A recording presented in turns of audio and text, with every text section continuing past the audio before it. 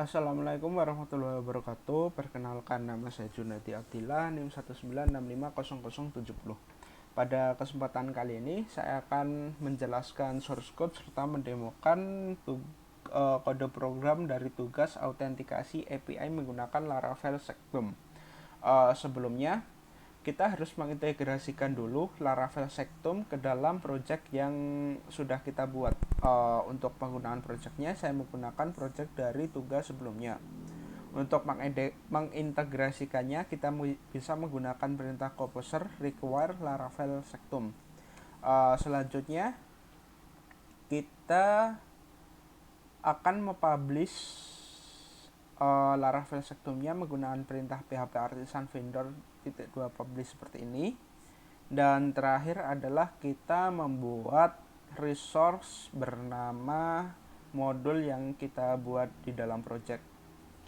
Untuk modulnya saya memberi nama handphone seperti ini. Selanjutnya ini adalah kode program dari program yang telah saya buat. Di sini ada beberapa detail program yang saya ubah dari project sebelumnya. Yang pertama adalah API.php. Untuk API.php untuk pengaturan routingnya kita di sini ada beberapa perbedaan. Yang pertama adalah ada perintah root untuk login dan ada perintah root untuk register. Login ini digunakan untuk login ke API-nya nanti, sedangkan register adalah untuk membuat akun untuk masuk ke API-nya. Selanjutnya untuk tugas sebelumnya, untuk proses route, get, post, put, dan delete kita buat manual seperti ini. Sedangkan untuk tugas kali ini kita menggunakan otomatis dari Laravelnya seperti ini. Kita menggunakan perintah route, middleware, out, sectum seperti ini. Selanjutnya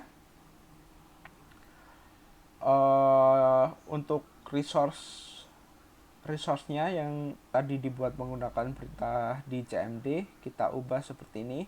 Untuk returnnya menyesuaikan dengan tabel, menyesuaikan dengan kolom yang telah dibuat. Untuk kolom tabelnya, untuk kolom tabel handphonenya yang saya buat di sini ada merek sama harga. Saya sesuaikan seperti ini.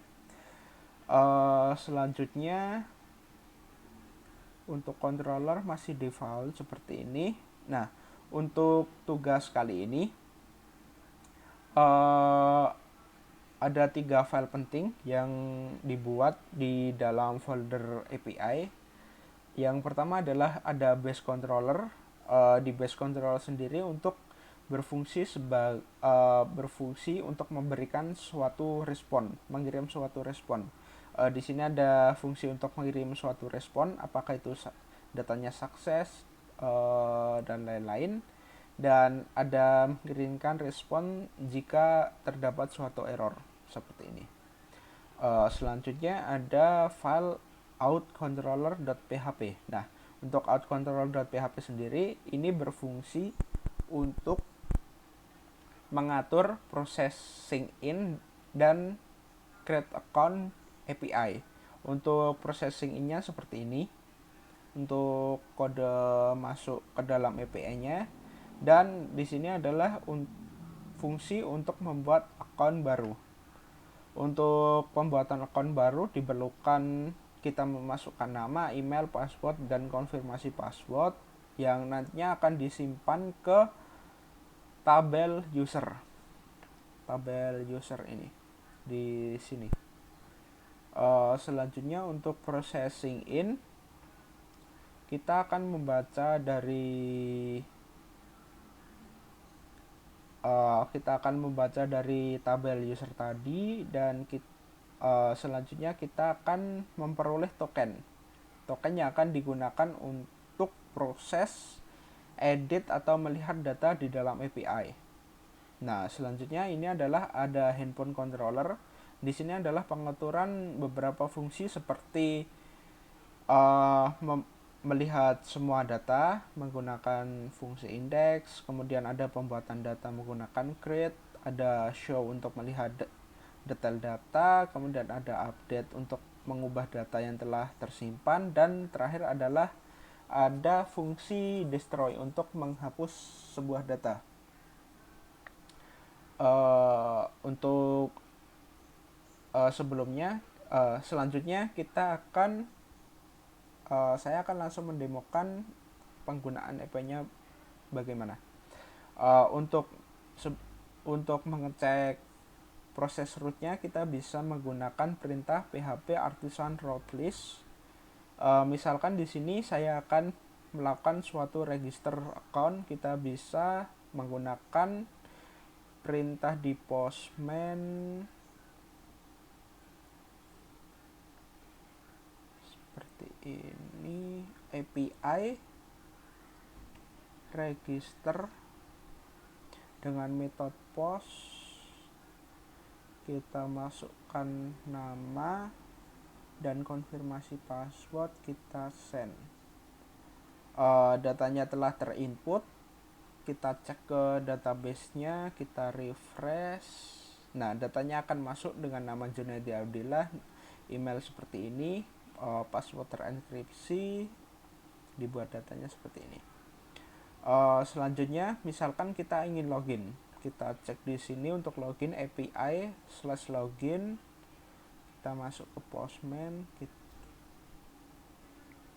login, kita masukkan email sama password, kita send. Nah, di sini kita akan memperoleh API untuk memperoleh token. Tokennya akan dimasukkan ke authorization untuk proses autentikasi data API-nya nanti. Kita masukkan. Selanjutnya, misalkan kita ingin membaca suatu data dari database, kita bisa menggunakan perintah handphone. Metodenya adalah get, kita send. Nah, datanya seperti ini, sesuai dengan sesuai dengan database yang ada. Ini dengan merek Redmi Note 9 dengan harga sekian, Samsung A51 dengan harga sekian. Selanjutnya, misalkan kita ingin mencoba untuk untuk memasukkan suatu data, kita bisa menggunakan perintah create,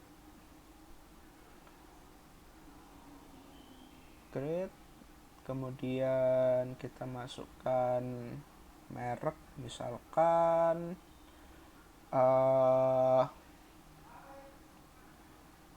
Vivo A50. Terus ada harganya, kita misalkan masukkan 2.100.000, kita send. Nah, datanya telah tertambahkan, kita cek ke database-nya. Hasilnya seperti ini. ID-nya 5, mereknya Vivo A50 dengan harga sekian. Selanjutnya, misalkan kita ingin mengupdate suatu data, kita bisa menggunakan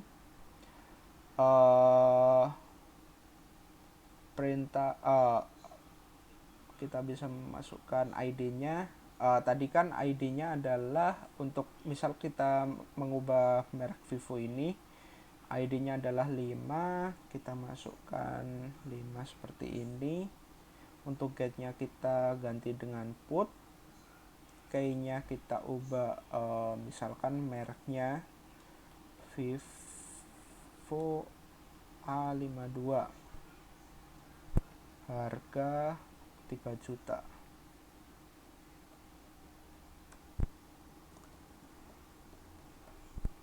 Kita send.